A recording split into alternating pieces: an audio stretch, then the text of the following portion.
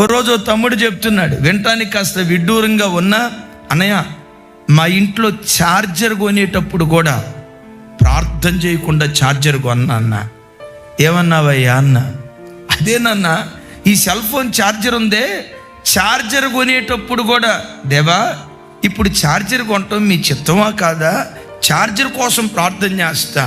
దేవుడు కొనటానికి ప్రేరేపణిచ్చిన తర్వాత, అయ్యా నా ఇంటికి తీసుకొచ్చే వస్తువు నీ చిత్తంలో ఉన్నదై ఉండాలి, మా ఇంటికి వచ్చే ఛార్జర్ నీ చిత్తంలో ఉన్నదై ఉండాలి, దాని ద్వారా నాకు కానీ నా పిల్లలకు కానీ ఏ అపాయం కలగకూడదని ప్రార్థన చేసుకున్న తర్వాతే నేను ఛార్జర్ కొంటానయ్యా అన్నాడు. పక్కంటైన అన్నాడు, అదే ఓవర్ అంటే, అదే ఓవర్ అంటే ఛార్జర్ అంతా దాని బ్రతకంతా 250 రూపాయలు. 250 రూపాయలు ఛార్జర్ కొనేటప్పుడు అంట ఈయన ప్రార్థన చేస్తాడంట. ఈయన ప్రార్థన చేస్తే దేవుడు శబ్దం బయలుపరుస్తాడంట. నేను అడిగా, ఛార్జర్ కొనేటప్పుడు ఎందుకు ప్రార్థన చేస్తావయ్యా అన్న? ఏమన్నాడు తెలుసా అన్న? 2 ఫోటోలు చూపిస్తా చూడండి. ఛార్జింగ్ పెట్టి ఆ ఫోన్ మంచం మీద పెట్టి తల్లిదండ్రులు వాళ్ళు పని చేస్తున్నారు.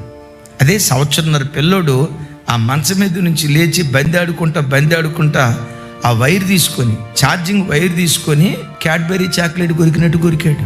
అట్లా నోట్లో పెట్టుకొని కొరుకుతూ ఉంటే కరెంటు పాస్ అయి ఉన్న పాటున 2 కళ్ళు పోయినాయన్న.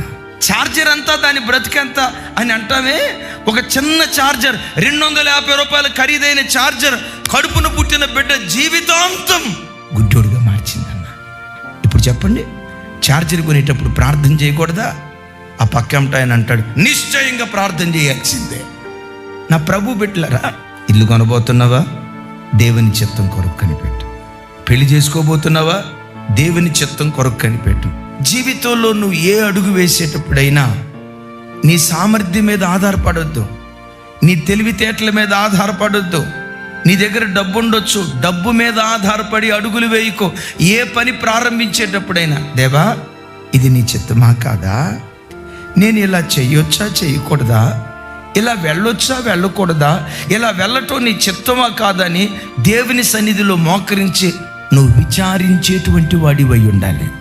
జీవితంలో ఆలోచించి నువ్వు తీసుకున్న 99 నిర్ణయాలు కొన్నిసార్లు నీ జీవితం కట్టకపోవచ్చు. తొందరపడి తీసుకున్న ఒక్క తప్పుడు నిర్ణయం జీవితాన్ని శ్మశాన భూమిగా మారుస్తుంది.